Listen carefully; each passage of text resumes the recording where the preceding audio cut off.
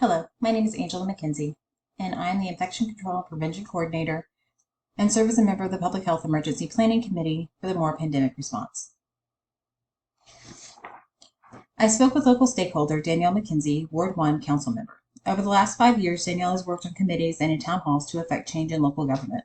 Her roles and responsibilities include passing ordinances to protect the public, appropriating funds and raising revenue for the city, and advocating for constituents.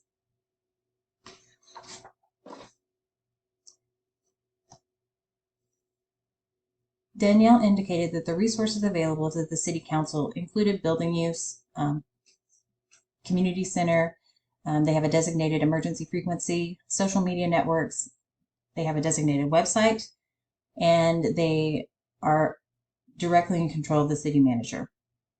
The City Council has the ability to appoint or fire that position. The city manager, from that point, designates all of the actual resources.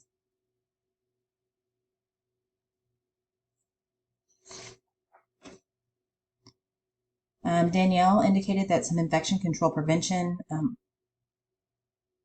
that the City Council provides during pandemic response includes mobilization of hand sanitizer. They also enact vaccination clinics in some of their buildings and blood drives.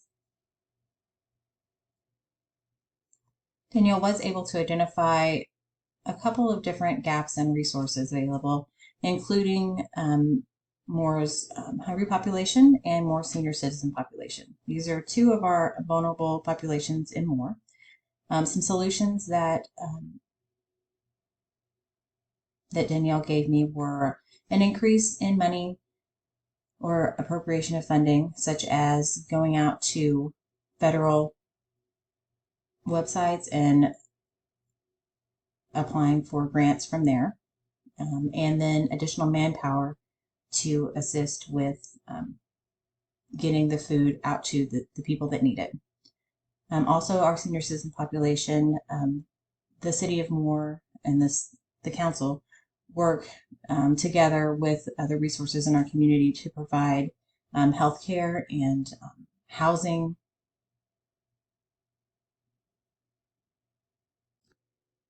Vulnerable population priorities and more include making sure that there are food resources available, making sure that there are health resources available, and that housing assistance is available.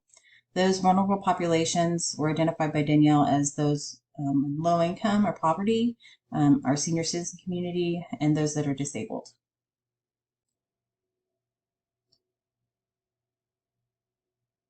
Infection control resources that are available include the CDC, which is our nation's health prevention agency, the World Health Organization, which keep the world healthy, safe, and serve for the vulnerable populations, and our Oklahoma State Department of Health, which is a local health agency that provides education, resources, and assistance. Community resources available include the Red Cross. They assist during community emergencies by mobilizing volunteers and donors to alleviate human suffering. They provide disaster preparedness throughout the United States. FEMA, the Federal Emergency Management Agency, helps people before, during, and after disasters. They provide help with bills, food assistance, financial aid, unemployment, and affordable rental housing.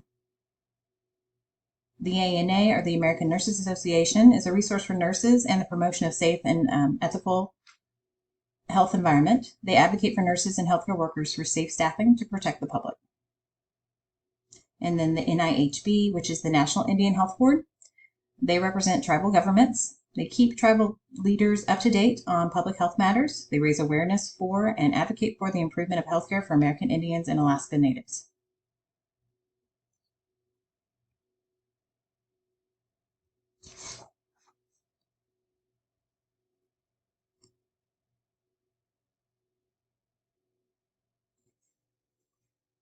Community support.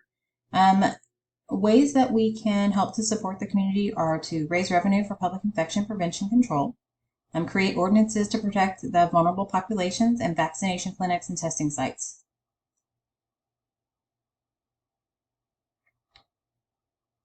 The risks and benefits of collaborating with stakeholders in our community. Risks include too many different guidelines and procedures that often become barriers to access.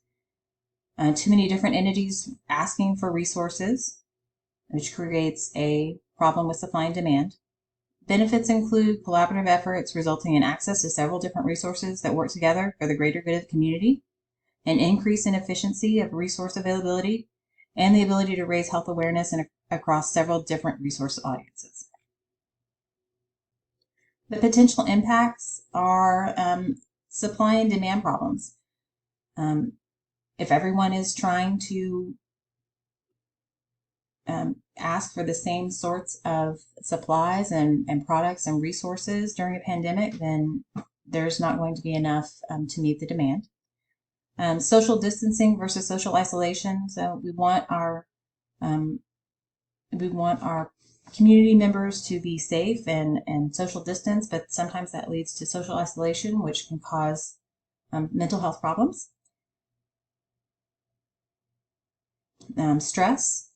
There is a lot of stress involved in pandemic, such as just overworked and overburdened nursing and healthcare workers. And then another impact could be increases in populations affected by other diseases and illnesses that would lead to increased mortality and morbidity. Is our community ready for another pandemic? No, I don't think that we are.